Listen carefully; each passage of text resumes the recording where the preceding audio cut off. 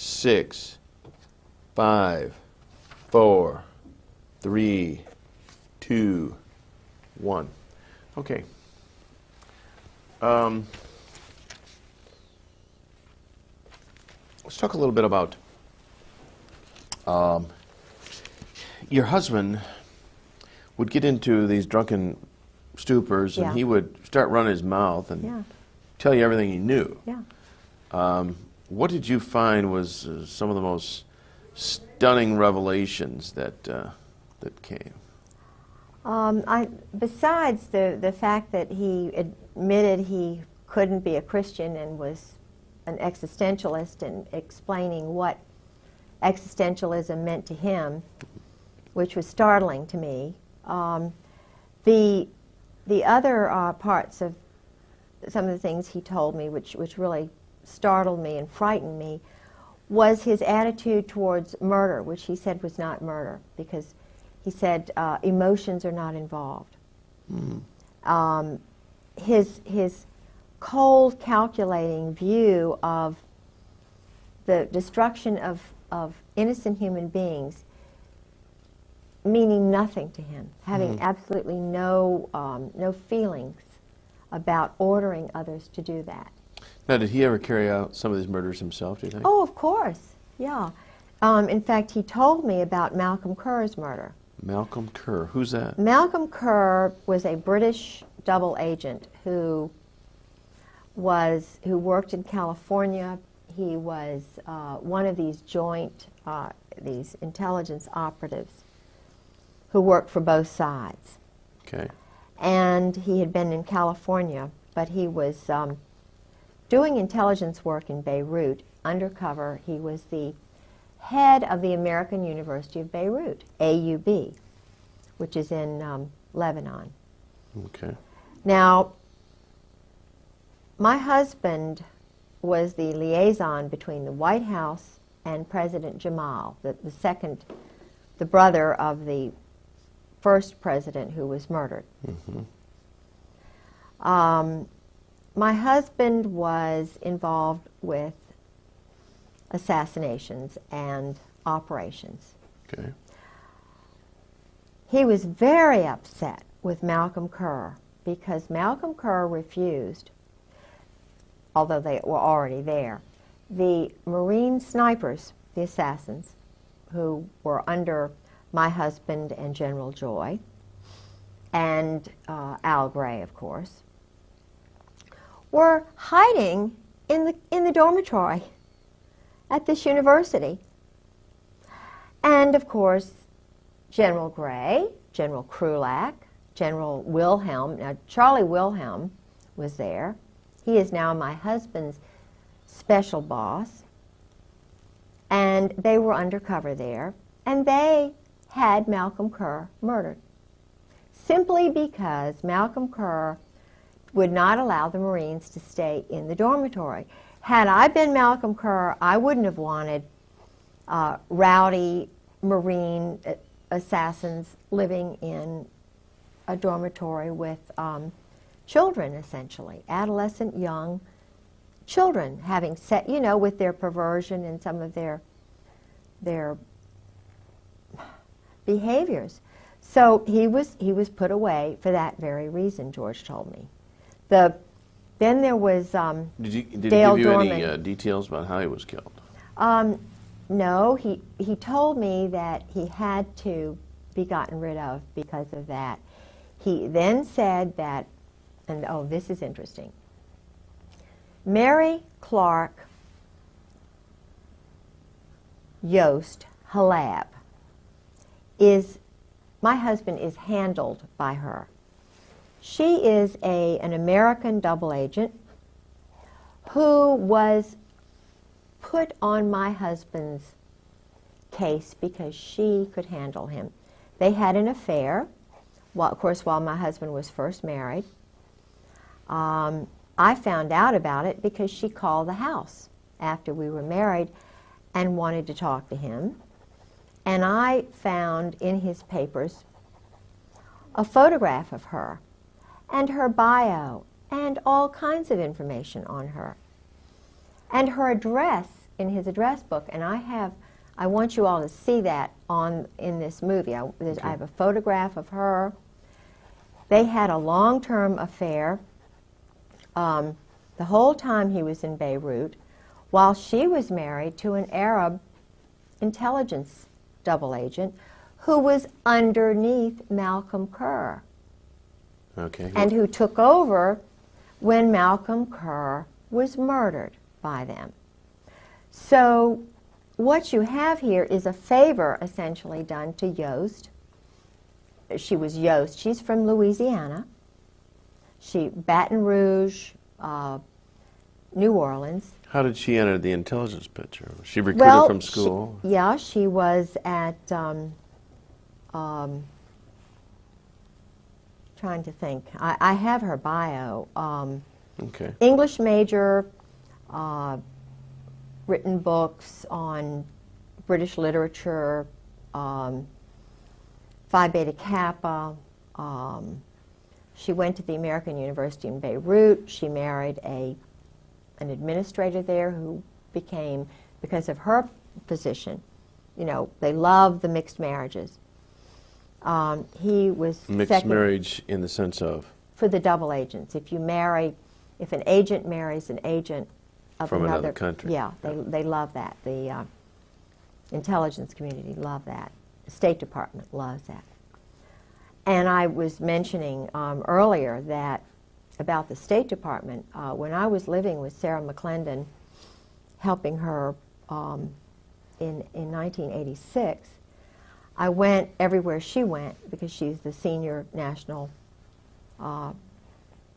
White House correspondent.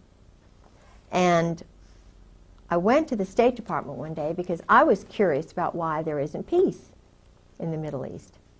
And I wanted to go to what I thought was the Middle East Department. Well, there was a group of students, and I got a press pass ostensibly to go in and interview them. So I left them and meandered up to the Near East section. And I had quite a few hours. I thought they were going to, you know, say, what are you doing here? Because all the doors were open.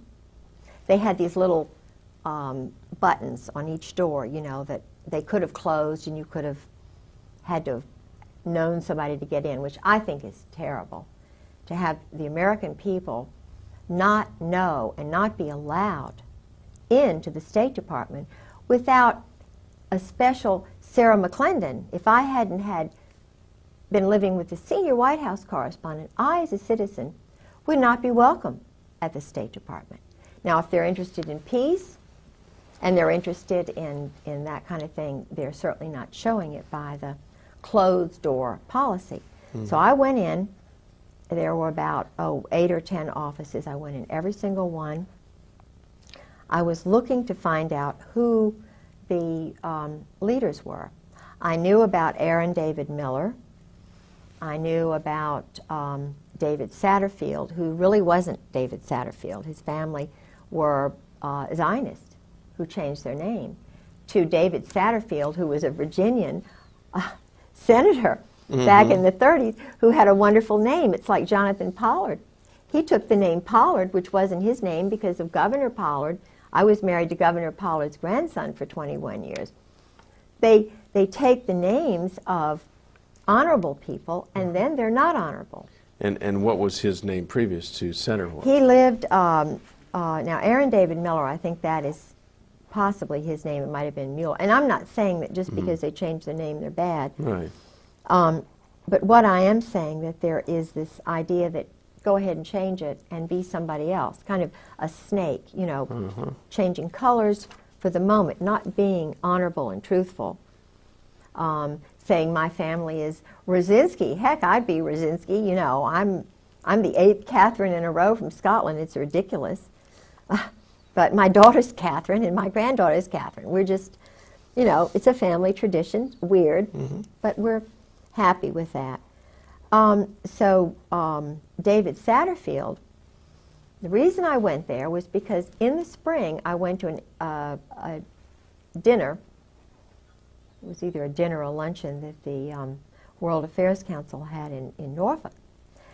And he was speaking. And I'm very interested in peace because as a Christian, sure, I want it. I know it's possible if people are reasonable. And this talk that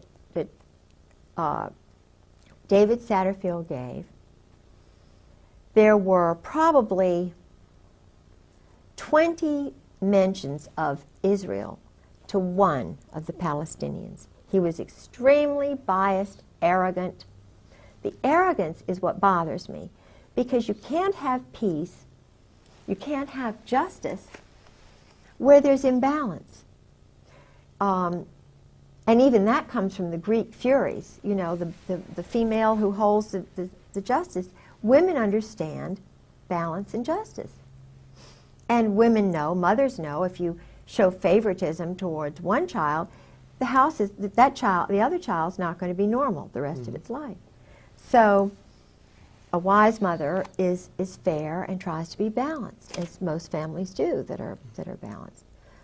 Well, after having heard the bias and so forth, and then seeing other people who were involved at the State Department in Norway when I was there, when my husband was doing some weapons deals with Newt Eigum and some of the State Department people under the table when we were supposedly going to Moss for the mayor, and her husband and George were doing some deals. He's sort of a pilot, and you know, there's a lot going on between Norfolk, Virginia Beach, and Norway, and weapons deals and so forth now because of what they set up in the spring of '95.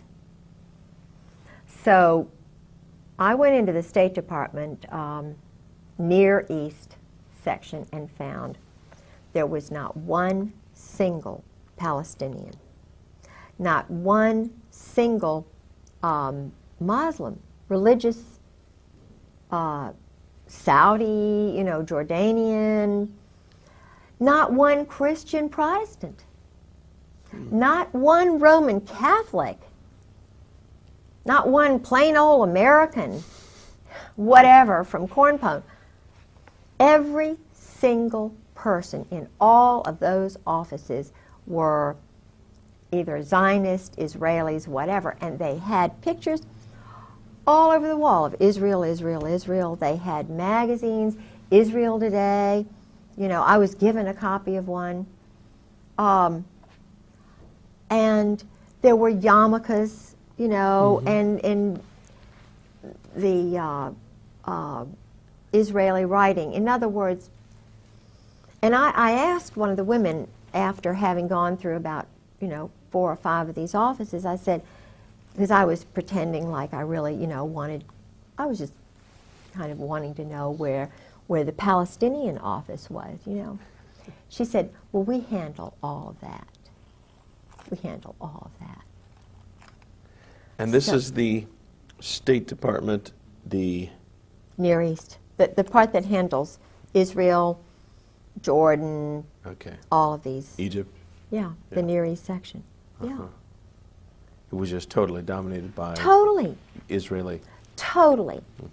And at that time, the spokesman, I can't remember his name, he was a Zionist, the spokesman for the whole State Department. Of course, we know that, and I'm not saying that Madeleine Albright is doing a bad job, because I feel as though, being a woman, that she is definitely a lot more balanced than Weinberger when he was there, Eagleberger, Schultz, or any of them.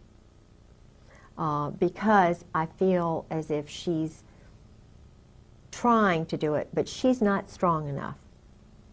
There needs to be a fairness in the State Department, because all the weapons sales under the table are going through the State Department. That's why Ron Brown was murdered.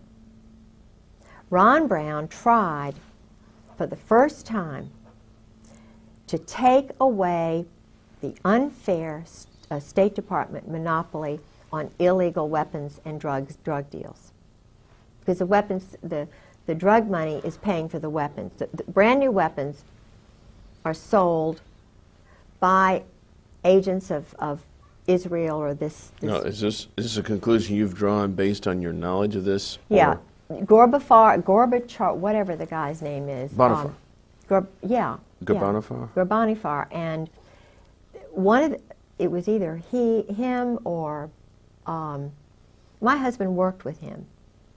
My husband was the one who was chief of staff under Al Gray when North was moved from the Atlantic Command to the National Security Council. Ollie North. Ollie North. And when you work in the White House, you work under the Army.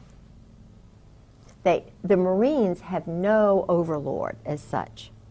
They can float, they can be truck drivers and still be 4th Marine, but they're run out of New Orleans, just like Oswald was.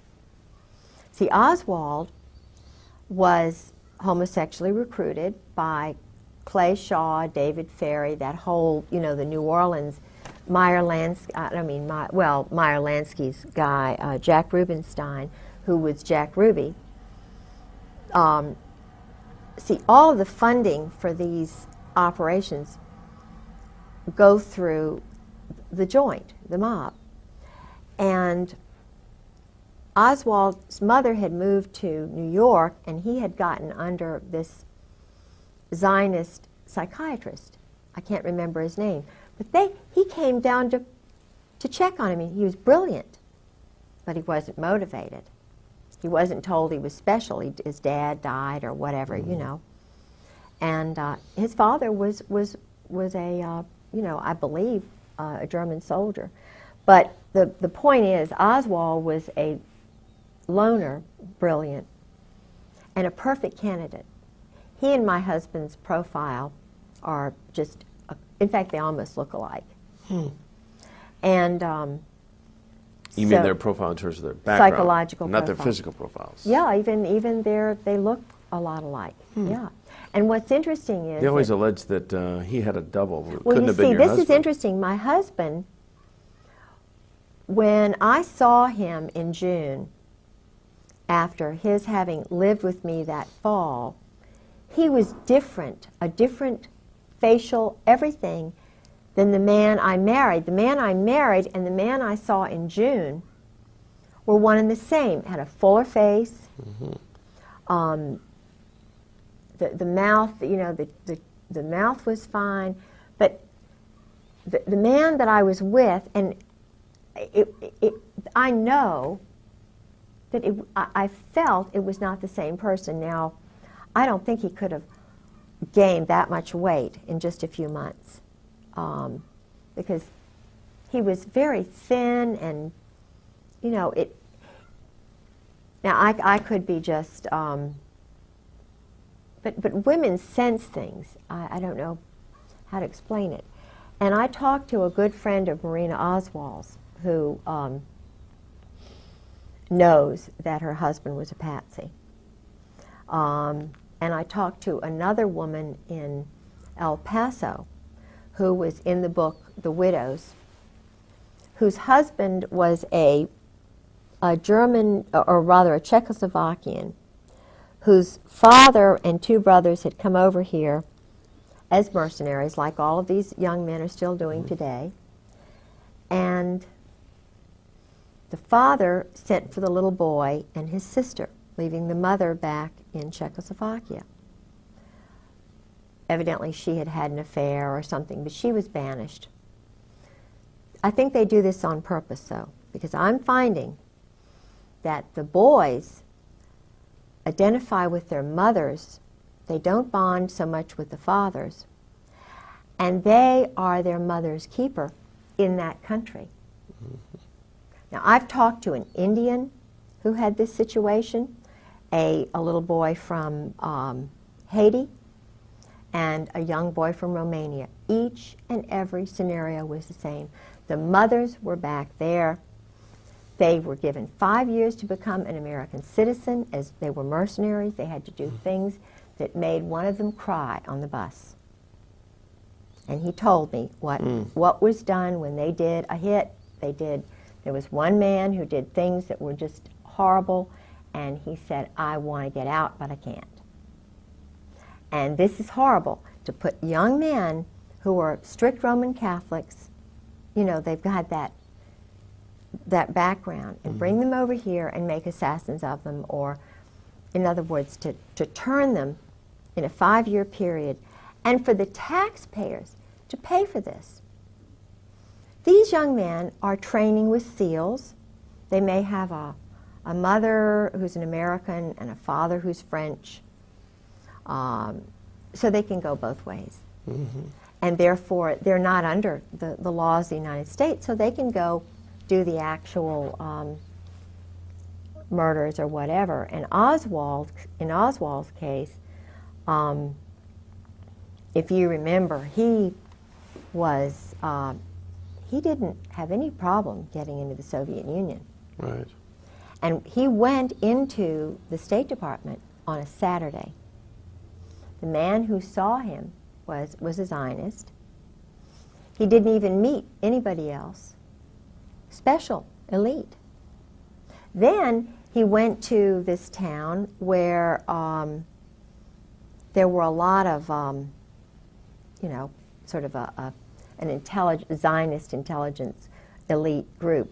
The Georgian Russians had, because most of the intelligence people for a long time were Zionist in the Soviet Union and in Germany. And I don't know, but I know that they recruited a lot of boys at Eton and places like that, homosexually in England. And then a lot of them went to the Soviet Union after the doctors' plot or something that I think Stalin thought that the Jewish doctors were after him or something. So in 1952, a lot of them had to go away, and they had some sort of a change or whatever. But what's interesting is that a lot of this played into George's, tied into my husband, because he was in the place, the Mecca for the Jewish intelligence, or the Zionist intelligence people in Princeton. All of the movie actors, you know, the movie moguls or whatever, they started out in Princeton. The psychological operations crowd from the Nazi, the whatever, they came to Princeton. And, you know, of course, some of them went to Harvard. And they spread out from there. Oppenheimer and I mean, you know, it's very interesting. That's where a lot of them were, in Princeton. And he was there, of course, well, I mean, he was born in 1937. He born in Atlantic City, then they moved to Lawrenceville. But his grandparents lived outside of Princeton. So he had a tie with his grandparents. But then his grandparents wound up moving out to California, so he was really abandoned from the time he was 13.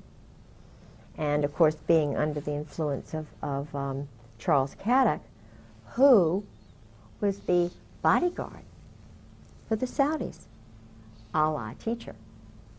And he controlled the power in the school. The Cheeseborough, headmaster Cheeseborough, of course, gave Charles Caddock carte blanche. Why? Because the Saudis bought a big mansion called Russell House. Caddock was there with the Saudis all alone, and my husband was there part of the time. They would go on outings using Saudi money. I mean, my husband was taught to fly a plane. He was taught to shoot. They went on these, they would get nude and run in the woods kind of thing. Even at Princeton, his roommates told me that he would go out with these men. And when his first roommate said, because he really likes George, and George is a really handsome, I think, a little older now, but in those days he was very handsome. And his roommate of the first 2 years, and who'd been at the Hun, said that he had a relationship with a French teacher who was a count or whatever from Paris, who was kind of a teacher's aide, who helped him write his paper, and who knew Camus. In other words, there was a group, this young French teacher who liked my husband a lot and helped him with his thesis, was also a friend of an older French teacher who was a very good friend of Camus. And Camus was coming over to see him when he was married. Camus is? Albert Camus is an existentialist writer who believed in murder and, you know, sabotage. And the end that justifies any means. Yeah, and he was also an Arabist. They were, you see, Lawrence of Arabia, this group stuff was started by this small group of Kabbalists who were trying to take over the oil. So what they would do would be to find these sheiks and find whichever one would go along with whatever.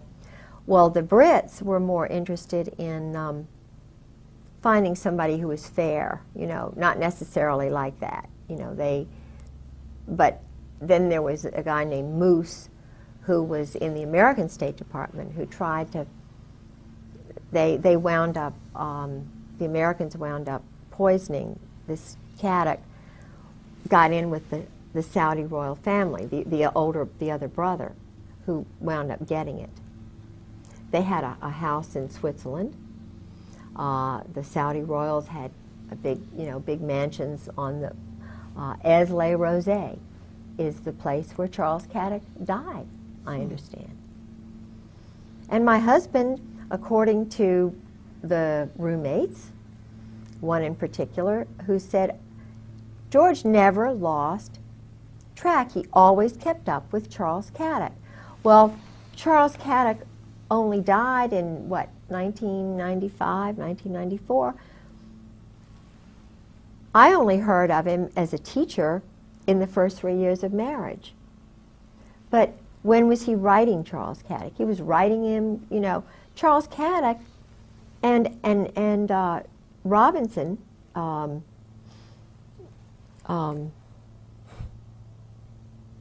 Robinson, I can't think of his name now. You probably will tomorrow. Alexander Robinson. Alexander Robinson. Was a Marine, very handsome, young, went to the Hun School, and was in Saudi Arabia, in these places, came fresh from there to the Hun School. Went to Columbia University as a history major, which is an intelligence school. Columbia is a school where, you know, for example, Nussbaum went, who was across the hall from Vince Foster. I believe Ezra Pound went there, but in other words, Ezra Pound knew too much, so they just put him in St. Elizabeth's Hospital. Right. And it was a wonderful Virginian who got him out. You know, in the movie JFK, there's Yeah. a scene where it shows this homosexual. You've seen the movie JFK? Mm-mm. Oh, okay. Well, I presume Yeah. too much, but there was a scene involving Ferry and who's the other guy in New Orleans? David Ferry and Clay Shaw. Clay Shaw. Clay Shaw was OSS. He was also in intelligence, and he was homosexual. Yeah, and they did dress up. They were in that movie, yeah, in complete drag and a real weird thing, and I'm sure that struck a lot of people as it's very odd that these people would be homosexual like that. But that actually, the movie very I'll have to see that. evidently, very frankly, brought that across. Yeah. Yeah. Well, what's interesting to me is this book, The Widows, has 4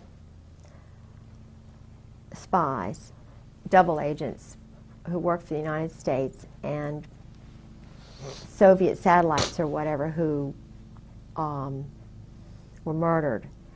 And they worked for the sort of the Navy and the Army, and one of them was a man who was murdered outside of the Army's intelligence headquarters outside of Washington, and in a Holiday Inn, I think it was. And just before he was murdered, he called his wife back in El Paso and said, "The Army is going to kill me. They're going to kill me." Well, he was murdered, and the Army did kill him. Now, this is a fictional account, or this No, really happened? it actually happened. Oh, I was thinking the book The Widows is not fiction then. Oh, no, it's all. Golitsyn, the spy Golitsyn was in there. There were a couple of others. Paisley, who was murdered almost like this other man. Paisley was murdered like William Colby. Paisley was also hanging around with homosexuals. He went to the Rush River Lodge. That is the one. So did Bob Woodward. Bob Woodward, you know. The reporter? Yeah, yeah. Henry Kissinger was a well-known, totally a homosexual, not even both ways. And so his wife is a marriage of oh, it's just a convenience. Yeah, and he might, you know, maybe he's discovered women in his late age, I don't know. But no, I heard through a very well-grounded German that Henry's best friend's father told Henry to stay away from him, and that's why Henry left. The family were embarrassed, and Henry went to Britain, where they did this, and then changed his name from Heinz to Henry. And I interviewed a man named Bob, who's an Army enlisted person who told me about Henry in Cambodia. So up through Cambodia, he was actually raping young men. And of course, that experience destroyed the lives of these 5 young men, according to the source. I mean, he said he was crying, and this man was a perfectly wonderful, functioning, young married man who worked for a newspaper on the Eastern Shore and had 3 young children, went to Vietnam as an enlisted man, was put in Cambodia, which he said it was a lie living there, and then ran into Henry Kissinger, or Henry Kissinger ran into him and did certain things to him, invited him into his tent with some other men. It was horrible, but it was, you know, he said it's wartime and so forth. But he said, you know, I could have taken it mentally if it had been a bunkmate or something. But he said, when it's someone like Henry Kissinger who does it to you, you're ruined. He said, I could never, he said he came back home. Oh, and this is interesting, and I really believe that Bob's right. He said, Kissinger said to him, if you ever tell anybody, if you ever mention a soul, it's the end of you. Don't you ever tell anybody. Well, when Bob got back, he went to a special hospital, and they were going to keep him locked up forever. Bob? Bob.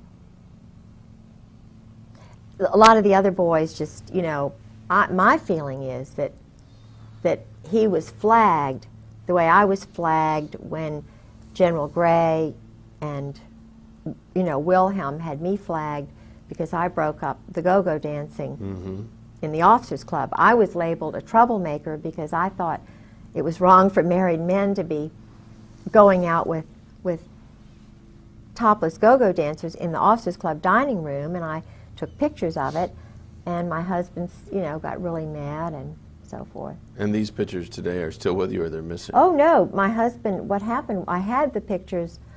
I risked my life because he tried to grab the camera from me. I hid it in the women's bathroom, and he tried to get it from me. We had a terrible fight that night. He wanted the pictures, and I mean, I prevailed. I developed the pictures, wrote a very nice Southern letter, wrote the letter to the club manager saying I didn't think it was proper.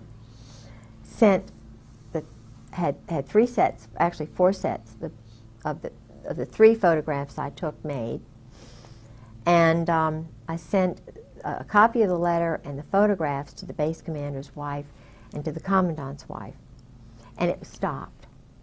But I was flagged, so I know, but this was before Tailhook, and yet instead of being congratulated for helping family values, for standing up for the wives, for showing the Marine Corps the proper place to have nudity and debauchery is not in the dining room of Camp Lejeune. And my husband said, well, this is nothing compared to Okinawa. You just have to get used to it, he told me. Now, I was a colonel's wife. These were young majors, and they were seeing me being talked down to. What do you think it did to them? It demoralized them. The Marine Corps was demoralized. The wives were demoralized, and I did what was right, what Jesus Christ would have done. How can they call themselves Christians and condone, how can Al Gray and Wilhelm and Cook and my husband condone this kind of behavior and flag me as a weirdo? Mm-hmm. So there's something, and that's where I'm standing. I'm standing on what I know Jesus Christ would have done. And if they want to, continue to hound me because I'm telling truth, well, that's just the way it is, because I'm not going to lie and develop a different kind of personality just to please them. Mm-hmm. But anyway, that happened. Well, it's certainly honorable. Now, so then the book, The Widows, continues with... Yes. Yes, and I contacted this woman. There was a detective who had to be hired. She knew he'd been murdered. The Army covered everything up. She had an independent investigator. And the interesting thing which happened was that she worked in a toy shop. This isn't in the book. She told me this over the phone. This is Mrs. Yeah, it's like Klein. Well, at any rate. So yeah.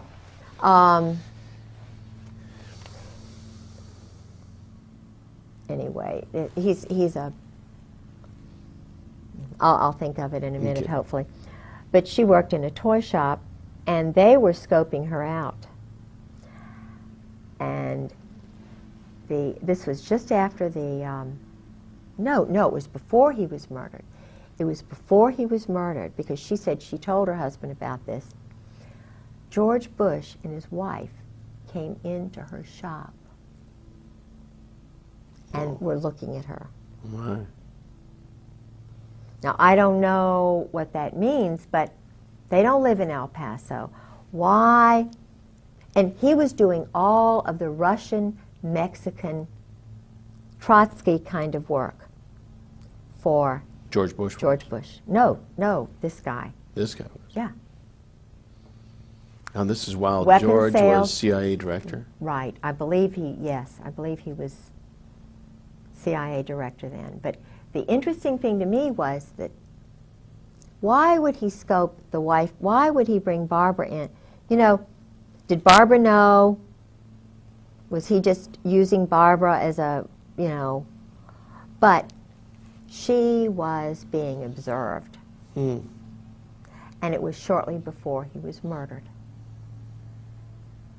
And I know that Parker Host, my husband's friend, has dealings with George Bush. So, I don't know. I know there's a lot to do with oil and Aramco and, Texas and all of that. I know it's very complex, but where I draw the line is murder and assassination and corruption and lies and deception and cruelty to innocent women and children and families just because they're not elite. Mm-hmm. Just because, now, Mrs. Bush is in the Colonial Dames. So is my mother. Colonial Dames? What Colonial Dames. It's a... Colonial Dames is a very elite group of women, they think they are, who are descendants of George Washington's aides. Oh. And they own George Washington's ancestral home Sulgrave Manor in Great Britain. They run, they have Wilton in Richmond, which is an old house where Lafayette visited. I know there's a connection with Lafayette and the Masons. And I know there's a big Mason contingent in the warfare selling group, because the head admiral in Norway, Igam, no, I think it's, no, not Igam, because he's in charge of the prisons which have the drug lord. He's running the drug lord out of his prison, and he's a friend of George's, Newt Igam. They were talking about this, as though I would know about it, you know. And he has a house or a cottage right outside of Kolsås, Norway, which is where they have their underground, one of their underground bunkers. They have one in Narvik, and they do a lot of the cold weather training NATO does up there.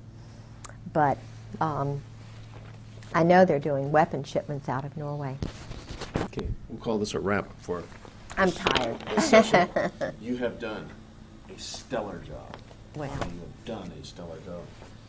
You want to be sure to take all these things. Yeah. If they would be secure here, but let's not take Well, any chances. you know, this is not in order, but this is interesting because they're talking about having mercenary guys now, like the executive decision or they're hiring mercenaries.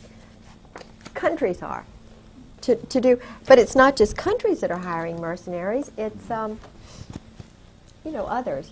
This is his Princeton yearbook, and you know what some of the guys are doing this year, which is interesting. Okay.